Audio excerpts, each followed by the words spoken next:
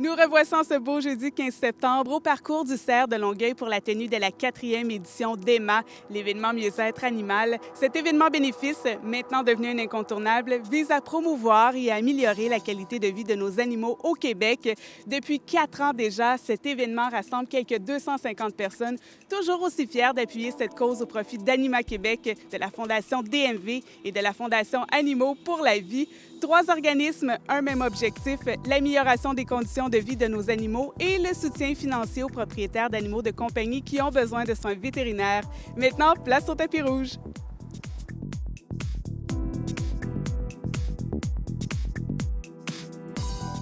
Est-ce que vous avez des animaux de compagnie? Oui, certainement, j'en ai 2. J'ai Henri le Pug et Chloé la nazie psychotique terrier qui se gratte tout le temps.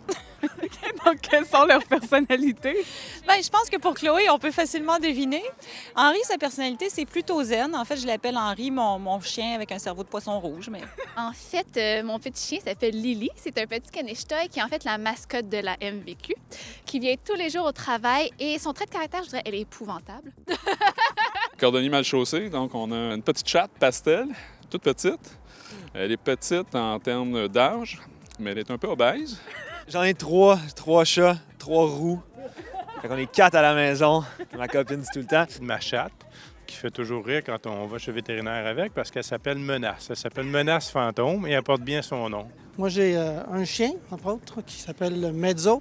Il a juste un défaut, il est grognon quand il mange. Il est pas parlable, il grogne après les gens, puis il est hyper désagréable. Fait qu'on travaille là-dessus. On a un chien qui agit vraiment plus comme chat et le chat qui agit vraiment plus comme chien. L'autre jour, on est allé à l'arrêt de l'autobus, puis c'est le chat qui nous suit. J'ai 2 animaux de compagnie. Il y en a un qui s'appelle Tipette, puis l'autre Tilette. C'est très original. Bien, en fait, je vais parler de ma Chloé. Chloé, malheureusement, elle nous a quittés dimanche. Mais en fait, je voulais en parler parce que c'est un rescue. Je l'ai sauvée quand elle avait 9 ans. Fait que je pense que c'est important de donner une chance aux animaux gériatriques parce que c'était vraiment une perle. Elle nous a donné 5 ans de vie. Elle est décédée quand elle a 14 ans et demi. Qu'est-ce qui vous a amené à travailler dans le milieu du mieux-être animal? Bien, en fait, je me suis jamais posé la question si je voulais être vétérinaire. Même dans ma jeune enfance, j'allais chercher des animaux malades et je les soignais dans le garage de mes parents. Donc, j'ai soigné des corbeaux, j'ai fait des maisons pour des crapauds. J'étais un enfant unique, donc quand j'étais tout petit, moi j'ai grandi à côté d'un chenil, on a toujours eu beaucoup de chiens.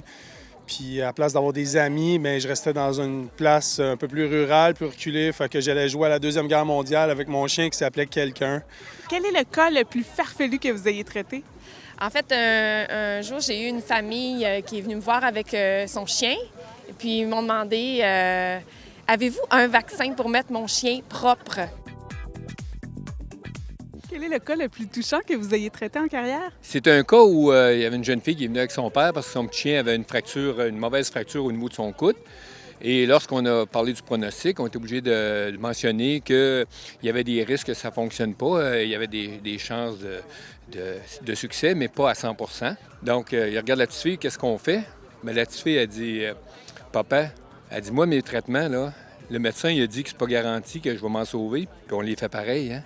Est-ce qu'il y a un aspect sur lequel vous aimeriez sensibiliser les gens?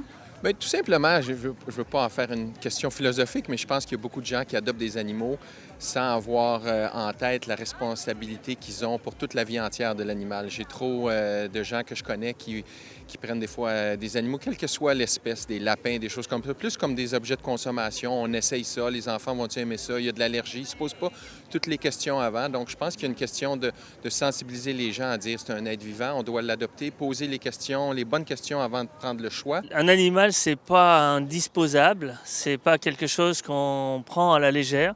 Aujourd'hui, on change son téléphone aux 2 ans, on change sa blonde aux 5 ans, on change d'appartement, on change de job. Un animal, c'est un contrat à 15-20 ans avec lequel il faut s'engager pour le long terme. Et malheureusement, il y a trop d'abandon. Et un abandon, c'est une condamnation à mort. Donc, je pense qu'une journée comme celle-ci, c'est fait pour lutter contre ces condamnations à mort qui sont inadmissibles. Qu'est-ce que vous pensez de cette grande mobilisation québécoise vétérinaire? C'est une belle journée où on peut vraiment être ensemble, toutes les compagnies, tous les gens, tous les vétérinaires. On se rend compte que avec les nouvelles qu'on voit dans les journaux, il y a encore beaucoup de travail à faire au niveau du mieux-être animal. Et puis, c'est la meilleure raison d'être ici, tout le monde ensemble aujourd'hui.